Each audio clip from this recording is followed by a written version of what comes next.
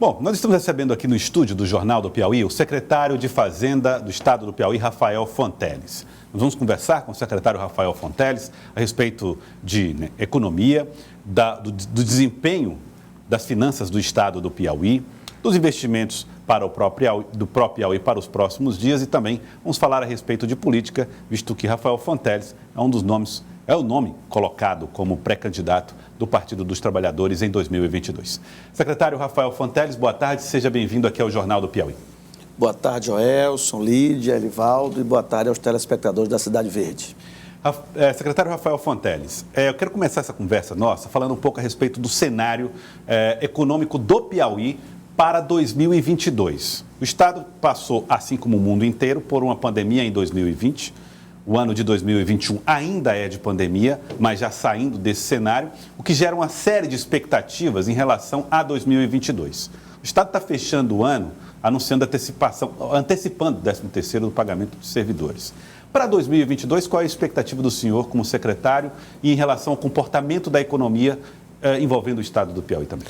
Bom, de fato, Joelson, a gente está no melhor momento da história do Estado do Piauí em matéria de equilíbrio das contas públicas do Estado, em matéria de equilíbrio fiscal.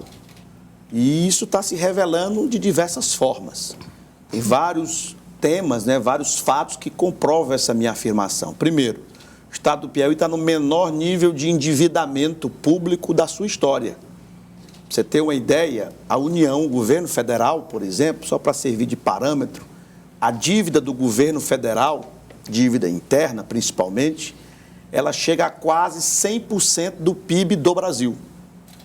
De toda a riqueza do Brasil, a União deve mais ou menos o mesmo montante da riqueza produzida em um ano no Brasil.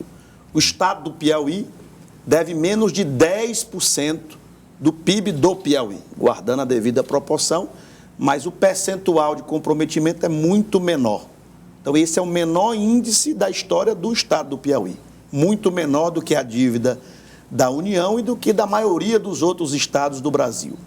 Esse é um item. O segundo item, esse ano nós estamos no maior nível de investimento com recurso próprio da nossa história. Foi batido o recorde antes do final do ano.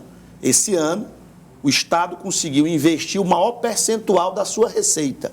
Quando a gente fala em investimento, são as obras que são feitas nos 224 municípios do Estado. Essa questão do servidor, pela primeira vez na história do Piauí, se pagou todos os servidores dentro do mês. Foi agora no mês de outubro.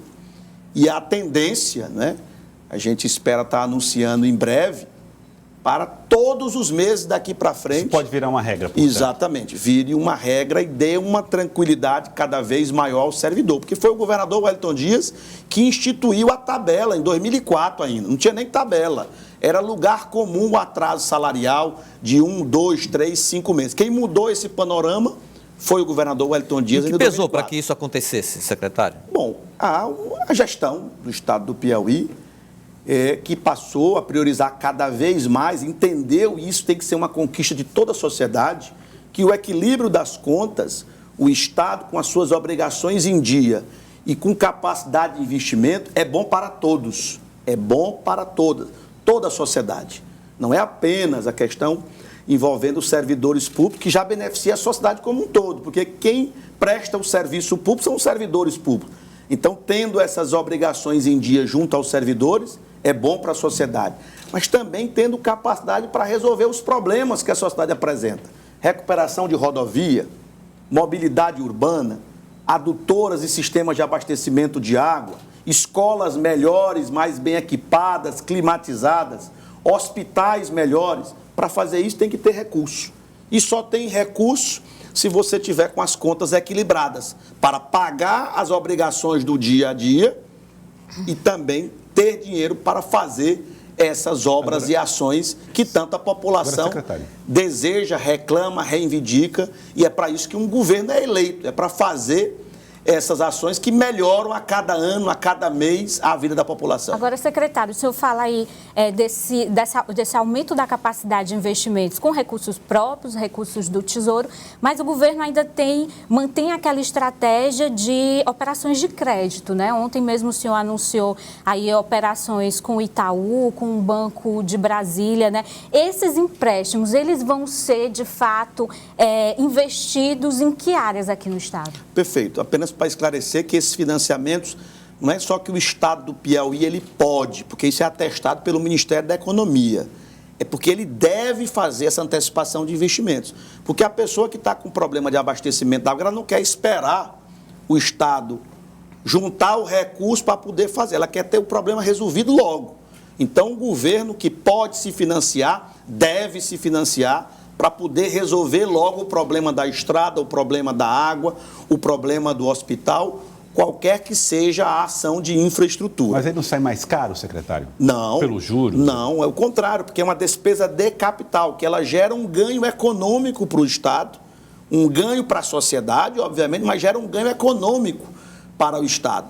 E por isso que a gente pega o financiamento, quando chega no final do ano, diminui o endividamento. Aí a pessoa, como é que isso é possível? Ora, o Estado paga mais financiamento do que faz novos financiamentos, além da receita crescer. Então, quando eu faço a conta do estoque de dívida pela receita, diminui a cada ano. Isso é que é fazer gestão financeira. Claro que é um assunto muito árido, às vezes, para a maioria das pessoas entenderem, mas a gente precisa simplificar para que todo mundo entenda. Como se esse dinheiro voltasse, seria mais ou menos isso. E volta gerando benefício socioeconômico, que é o que importa. Um governo é feito para isso, para resolver os problemas da população. Então, um governo que investe mais é o principal indicador, na minha visão, Joelson, de você ver uma boa gestão. É o Estado que investe mais.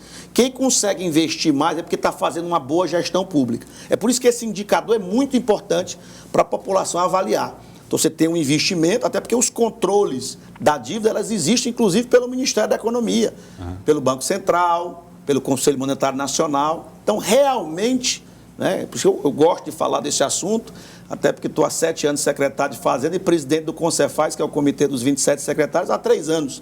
É um assunto que eu debato muito e cada vez mais fico convicto de que o papel do Estado é colocar as contas em dia para a máquina funcionar e ter dinheiro para investir. O Estado que se nega a investir faz menos do que deveria fazer. Porque tem economistas que defendem superávit, você guardar ali uma reserva, fazer a conta fechar sempre no azul. Mas é o que está acontecendo. O resultado primário positivo do governo do Estado há muito tempo, menor nível de endividamento da história. Então, todos. Agora, pegar esse dinheiro para ficar guardando, não. Tem que ser para resolver o problema do povo.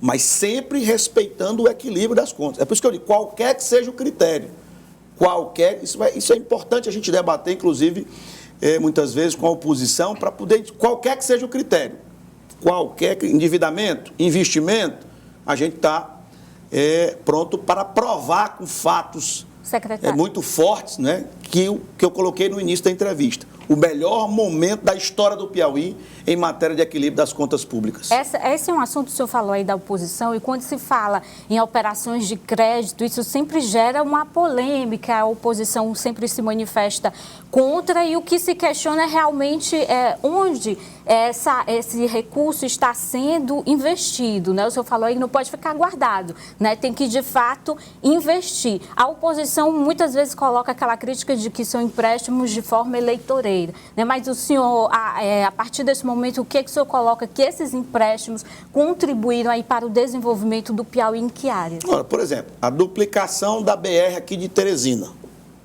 aqui na saída para Alto, que já foi inaugurada, 50 milhões de reais. Quem é contra o financiamento é contra a duplicação da BR. É isso que eu tenho dito. Que a duplicação da BR só foi feita com recurso de financiamento. Mas é o recurso do governo do Estado, porque o governo do Estado paga o financiamento. Do mesmo jeito da BR-316. Do mesmo jeito a maior parte das rodovias. Então, quem é contra os financiamentos é contra as obras em cada município. Então, a gente diz de forma clara, essa obra aqui está acontecendo com esse financiamento. Rodovia, mobilidade urbana, adutoras, várias ações são feitas dessa forma. Portanto, quem é contra o financiamento é contra a obra. Isso tem que ser dito de forma clara para a população. Secretário, o CONFAZ decidiu, se não me engano, na semana passada, uma nova estratégia da apuração do ICMS, que é um imposto estadual, para contribuir sobre, quem sabe, a redução dos preços dos combustíveis. E reduziu, congelar por 3 meses a alíquota do ICMS. Ou seja, não é reduzir o ICMS, mas congelar esse reajuste acompanhando os preços. Já tem, inclusive, um novo aumento agora.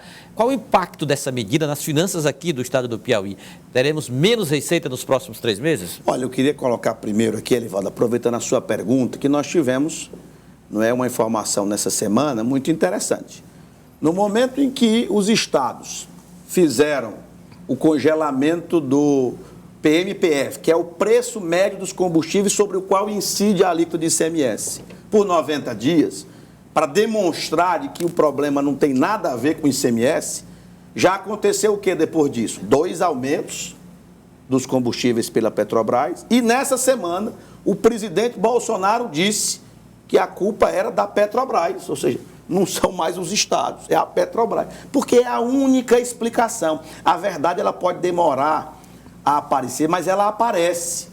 A única responsabilidade pelo aumento dos preços dos combustíveis é o governo federal e a Petrobras, que coloca o preço do combustível em paridade com o mercado internacional. Aí o dólar está subindo também pela instabilidade gerada pelo governo, o preço dos combustíveis sobe. Isso não tem nada a ver com o ICMS e agora foi dito por nada mais, nada menos que o presidente da República, que diz que a culpa é da Petrobras, que de fato é. Agora eu tenho que concordar com ele. A culpa é da Petrobras. Bom, com relação ao que o Estado vai perder, de fato, há uma renúncia. Por isso que tinha que ser aprovado por unanimidade pelos estados. Porque se o preço vai subir e você congelou o preço, você vai ter uma alíquota em cima de uma base menor, que não é a real.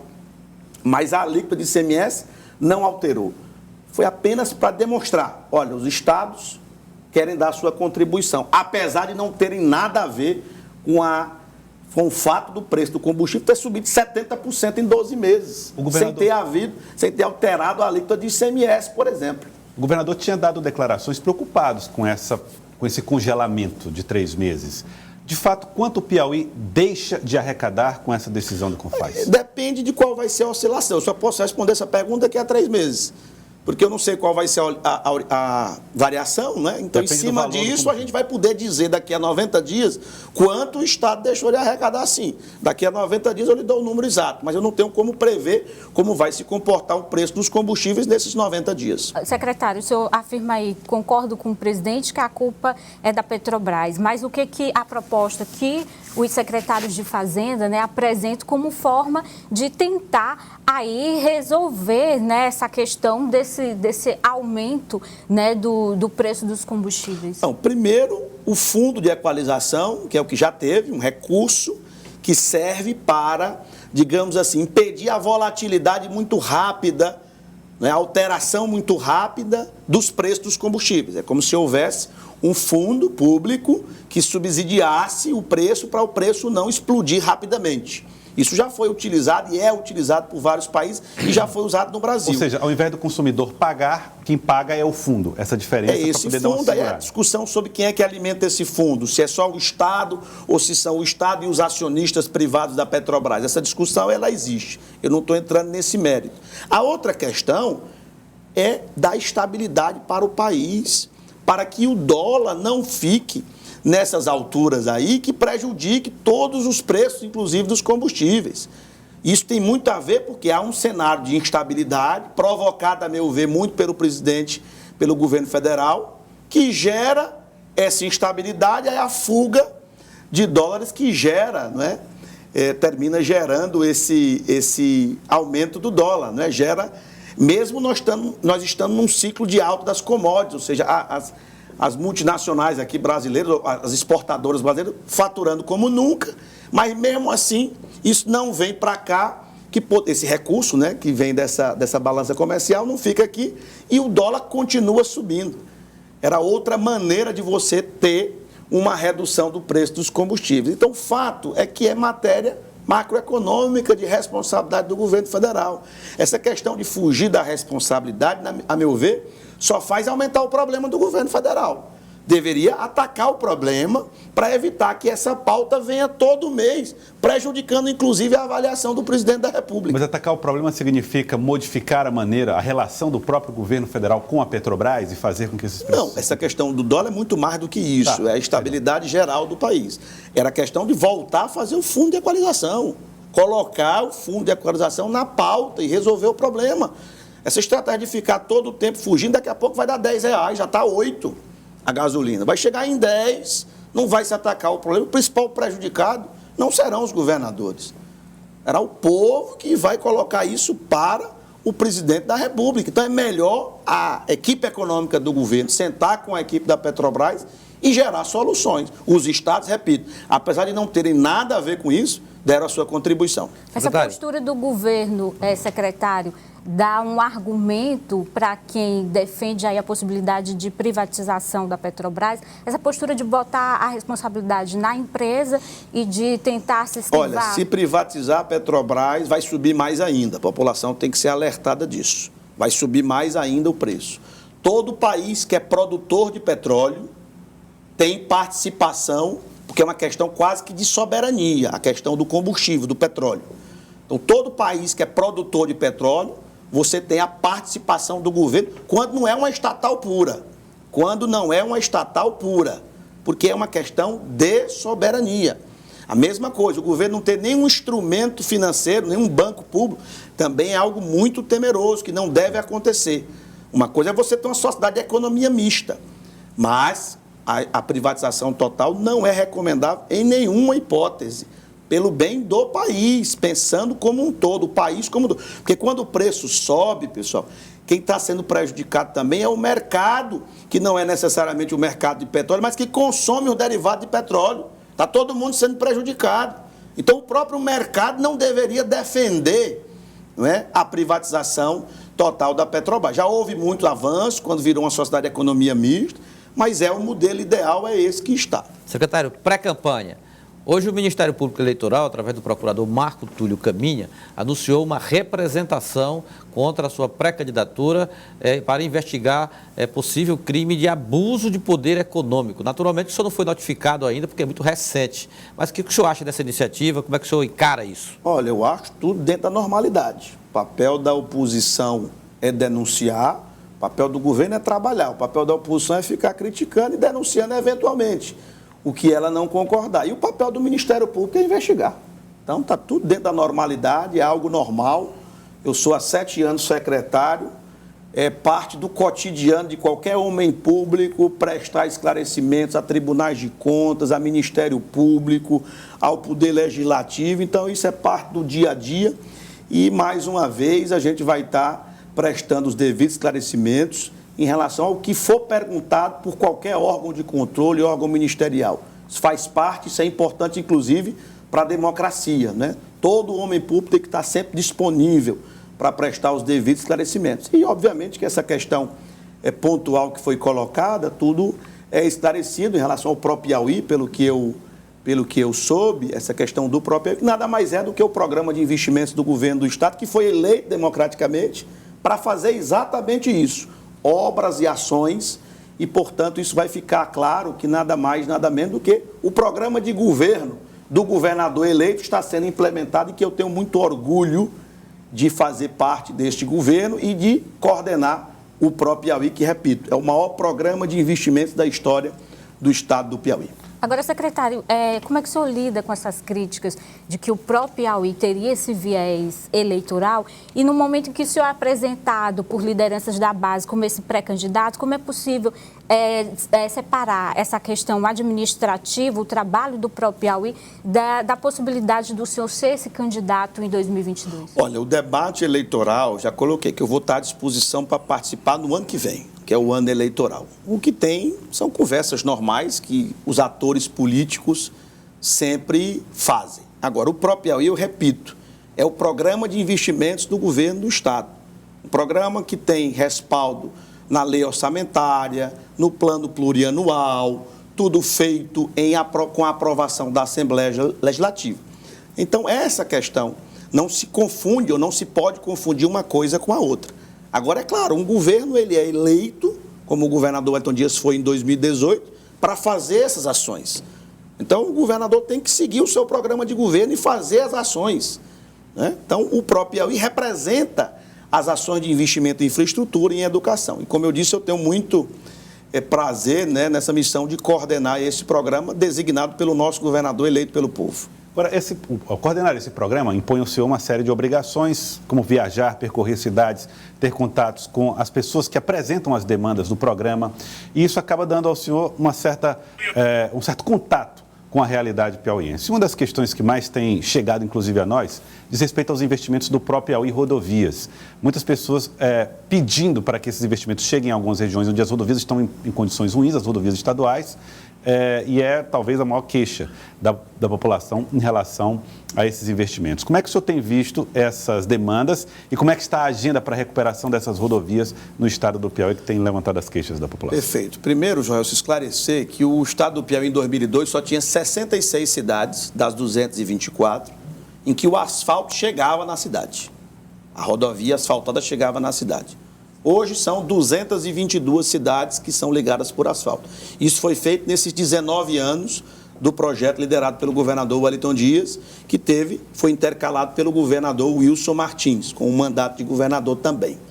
Bom, a cidade número 223, que é Pavo Sul, vai ser entregue nesse mês. E até janeiro do ano que vem, Morro Cabeça no tempo, completando. Então, partiu de 66 cidades com ligação asfáltica para 224 cidades com ligação asfáltica e várias delas com mais de uma ligação. Algumas cidades até com 6, 7 ligações.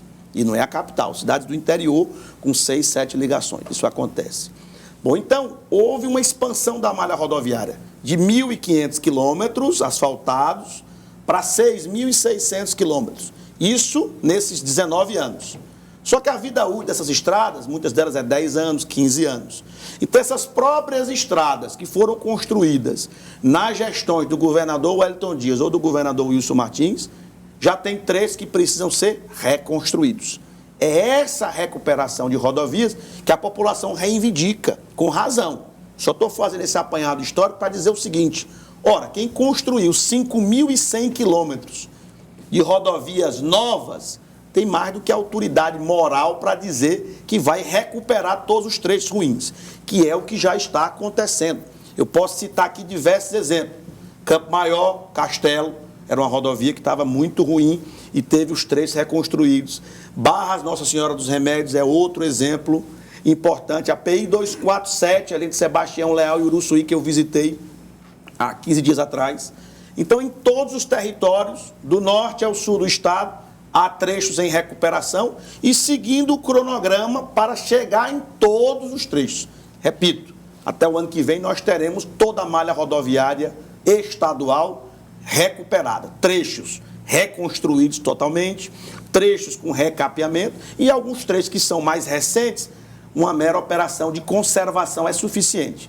Isso mesmo sem o recurso que foi tirado dos estados da CID naquela crise de 2018. Agora, recurso do próprio governo do estado, em sua maioria, e emenda dos parlamentares federais, em especial do senador Marcelo Castro, que tem sido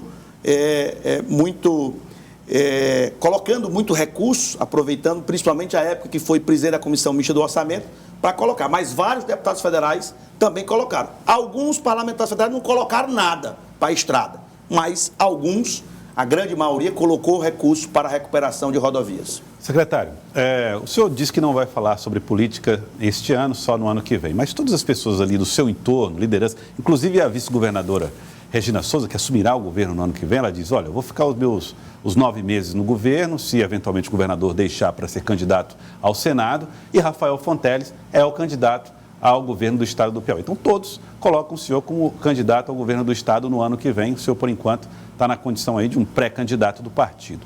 Então, supondo que o senhor pelo menos não esteja falando, mas esteja observando o cenário político, o senhor acredita, assim como o presidente do MDB, Marcelo Castro, que não haverá cenário para uma terceira via no Piauí?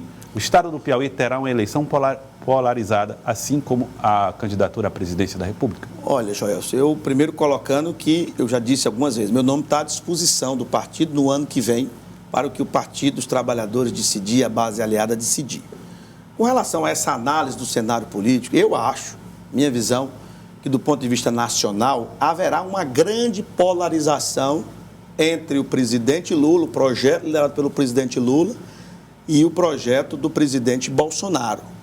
É claro que vão ter várias candidaturas, e isso é bom para a democracia, porque o momento das eleições é o momento de debater o país, debater o que está acontecendo de bom, o que está acontecendo de ruim, gerar as propostas para a população decidir a partir desse debate. Então, quanto mais candidaturas tiver, melhor. Eu acho que a mesma coisa tende a acontecer nos estados, não é só no Piauí, é nos estados de forma geral. Dada essa polarização muito grande que vai haver no país, a tendência é que nos estados também ocorra. Mas isso não impede que hajam várias candidaturas que não sejam as ligadas ao presidente Lula e as ligadas ao presidente Bolsonaro. Isso é, inclusive, importante e bom para, como eu disse, ampliar o debate, mais gente trazendo ideias novas, e isso vai enriquecer, não é, o debate para a população decidir. Mas, do ponto de vista eleitoral, eu acho que vai haver uma grande polarização. O senhor não vê Moro com a candidatura competitiva? Olha, como eu disse, eu acho que todas as outras candidaturas, que deverão ser muitas, como já foi no pleito passado, não conseguirão, na minha visão, tirar essa polarização entre o presidente atual, que vai para a reeleição, e todo presidente que vai à reeleição tem a sua força, e o presidente Lula, que todas as pesquisas mostram, que é o primeiro colocado disparado para o ano que vem, ainda mais num cenário de desastre, principalmente agora econômico, porque estava focada a questão era a pandemia. No momento em que você não tem a pandemia, vai ficar evidente o desastre econômico que representou a gestão Bolsonaro. Então, isso fortalece também esse projeto do ex-presidente Lula. Então, portanto, eu acho que isso é difícil, dadas essas circunstâncias, haver. Mas vai haver, na minha visão, várias candidaturas, e isso é bom para o debate. Secretário, ontem o presidente estadual do PSD, deputado federal Júlio César, admitiu um ambiente de litígio ou de conflito na base governista em torno da formação da chapa majoritária. E disse: estamos disputando com o MDB um lugar na chapa majoritária. Seguramente que essa questão ela passa não só pelo governador Wellington Dias, como pelo senhor também, que vai ser o candidato a governador. Aí, como resolver essa pendência? Olha, como eu lhe falei, a questão eleitoral, de estratégia eleitoral da base aliada do governador Wellington Dias será discutida, debatida e decidida no ano que vem. É natural, como eu disse, que os atores políticos conversem, tenham seus pleitos, isso é absolutamente normal. Mas o processo de afunilamento das decisões é no ano eleitoral, e os partidos, principalmente com a liderança do nosso governador Wellington Dias, que tem muita experiência nisso, certamente se chegará a um entendimento, preservando esse campo político, repito, que é ligado ao projeto de desenvolvimento liderado nacionalmente pelo presidente Luiz Inácio Lula da Silva. O PL, aliado ou o partido do presidente Bolsonaro, cabe na aliança governista aqui no Piauí no próximo ano? Como eu disse, cada partido, que eu saiba, tem as suas decisões internas que às vezes liberam os estados. Então tem que acompanhar para ver onde é que o presidente Bolsonaro vai mesmo se filiar, dado que ele está sem partido atualmente, o que isso vai repercutir internamente nos partidos. Como eu disse, eu acho que é só ano que vem que teremos respostas, Elivaldo, para essas suas perguntas. O senhor não acredita, então, em baixas na base aliada? Eu não acredito. Acho que o governo está muito bem avaliado, o governo está no seu melhor momento de equilíbrio das contas, há uma correlação muito grande do governador Wellington Dias, da vice-governadora Regina com o presidente Lula. É um time que já vem transformando o Piauí há muito tempo. Então, portanto, eu acho que tem tudo. Claro que na hora que vai afunilando, há sempre interesses específicos e é natural que haja algum rearranjo. Sempre foi assim. É só você olhar o histórico de 2018, 2014, 2010. Então, o importante é que a gente esteja junto de quem queira somar desse projeto liderado pelo presidente Lula e pelo governador Wellington Dias. Lançamento de pré-candidaturas, secretário. O senhor tem ideia de quando seria o momento ideal nas estratégias do PT? Olha, não tenho ideia desse calendário dos partidos. Eu acho que no ano que vem, aí sim, se começa a discussão dentro de cada partido. Repito, tem um partido dos trabalhadores, mas tem vários outros partidos da base aliado, MDB, o PSD. Então, vários partidos irão conversar, como já o fazem normalmente, em termos de gerir, mas também na hora de decidir a questão eleitoral. Olha, eu sei que o Elivaldo ainda tem umas 5 perguntas, a Lídia mais 10, mas nós não temos mais tempo. Queria agradecer ao secretário Rafael Fonteles, muito obrigado pela participação aqui no Jornal do Piauí de hoje. Eu que agradeço, Joelson, e boa tarde a todos.